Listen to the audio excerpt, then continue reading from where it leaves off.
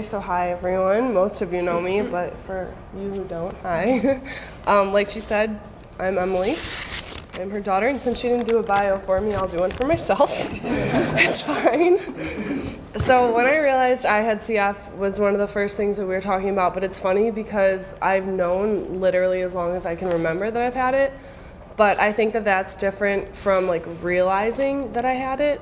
Because when I was younger and when I was in school, my parents were very like, this is something you have, this is normal, you're just gonna get sick every now and then and it'll be fine. And I always like realized I had this illness, that I would get sick more often, but the first time that I heard like about a different life expectancy, I remember like that really was the first thing that sunk in, that I was actually different and that I actually had something that made me different.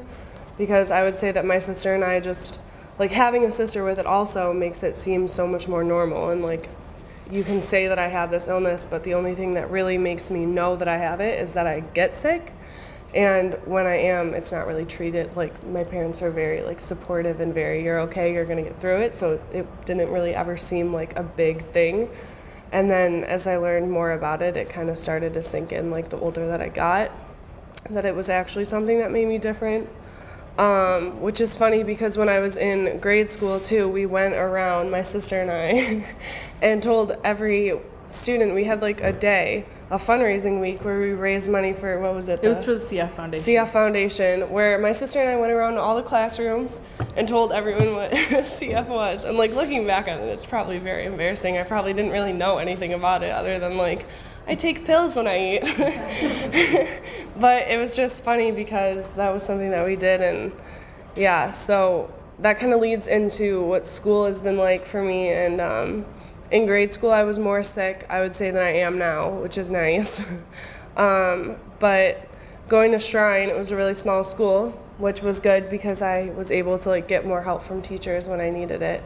And everyone kind of knew my business, so I didn't have to like explain to people that often what was going on. In high school and like middle school, it was different because I did miss a lot of class up until about like my freshman year of high school, I would say. And it was weird because I would miss like important lectures or important studies, and just when I would get back, I had missed so much that like teachers would just kind of hurry catch me up, and I wouldn't actually like learn it. So there were a lot of times in school that I just didn't learn sections. Like recently I learned some geography that I didn't realize I knew, like where Alaska was. But it's just funny because like we joke about it, but I literally didn't learn that. Like in middle school and grade school, like I just didn't learn it. And so there was a lot of times where I felt like very, not behind, but like I was doing something wrong with studying, or I just didn't get things, but it was really that I was missing them.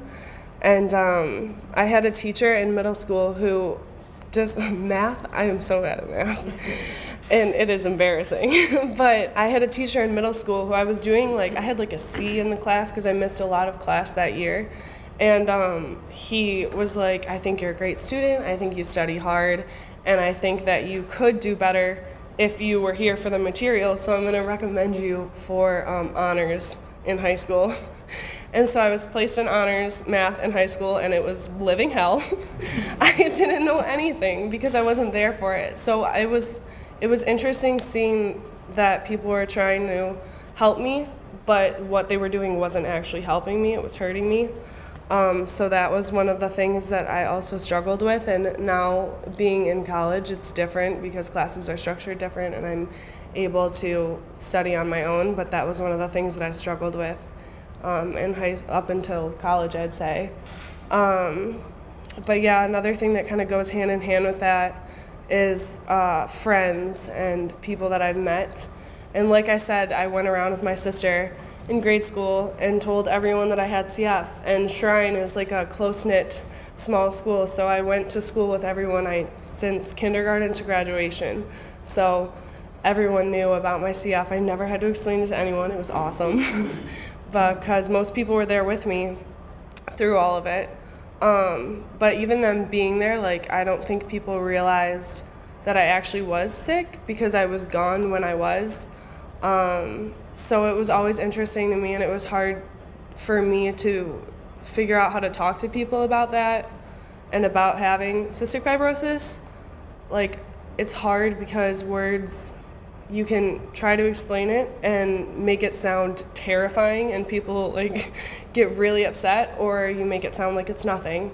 And it's something that I've been dealing with since I've been out of Shrine. Having to tell people and have them understand what I'm going through is very confusing, and it's something that is taking a lot of time to figure out how to do in a good way. Like, freshman year was the first time since I think like second grade I had to tell someone that I had CF, and it was a big friend group of girls, and I didn't know, obviously it wasn't like something that I had to like break to them carefully, but it was weird, like when I would like be in my room and take my enzymes before we went to the calf and no one would see it, and there was just a big part of me that no one would know about. So it was interesting telling them about it, and I had one friend group where I told them about CF and I tried to keep it in like a good medium, and then I hadn't told like half the girls, and the next week these girls came up to me and were like, "Are you okay? I heard you're like really, really sick and like all these problems, and I didn't know how sick you were and how horrible it is." And I was like, "What are you talking about?" I was like, "This is the healthiest I've been in a while." We can all calm down. But there was another girl who was telling my story for me to other people, which was something that I didn't have to deal with, and it was really interesting, and figuring out how to deal with that and handle that was weird. And yeah, since then it's just been figuring out, I'd say, the medium of that. And I've gotten definitely better at it, but it's just one of those things that it's hard to figure out.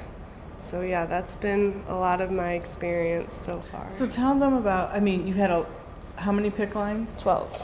12 PICC lines, pneumonia. And tell them about that process. I mean, I have to say, Shrine was phenomenal. Yeah, Shrine was really good with it. There was like a short period though where I had like a lot of stomach issues that we never really figured out the cause of. And so I would go to the office like every day for like 3 hours and just sit there until my stomach stopped hurting.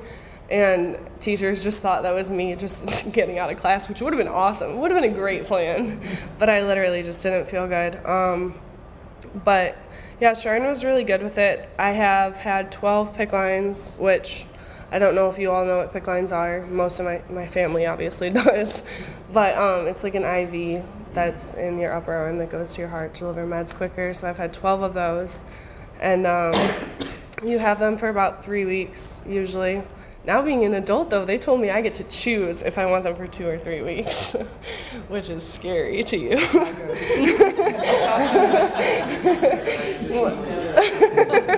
Yeah, but having them has been fine at Shrine. I took an IV pole to all of my classes in 8th grade, which I would say was probably the first time too that people like realized that I actually was sick, like actually had something, because like you can say like I'm sick and I'm out of school a lot, but you don't really realize it until I'm like sitting there with an IV pole. And it was funny because I was like, wow, this is kind of cool, but it like really wasn't cool. It was kind of weird. But yeah, having that in school has been fine. I mean, I've had pneumonia, I think, 4 times. Once I got rid of it, and then I had it a month later, which was tough. But, yeah. And I think our speech is kind of dual because, you know, obviously we're living together and all that, although she's at MSU. But I think one of the things for me as a parent is my fears, I will not put them on her. I try not to. I let her go to Nicaragua for a mission trip, you know. I was terrified. I asked Dr. Nasser what she thought, because Dr. Nasser's been with us for 19 years, and we love her as our family. And so she gave Emily medications in case anything happened there. You know, and they aren't supposed to dig in mud because of Bisapacia. They both did, or at least Molly did. Molly went first, and then Emily did. But so I mean, you know, it's yeah. So, Mhm. but that, yeah. So that's good. Anything else you wanted to add? Nope. I think that's it. Okay.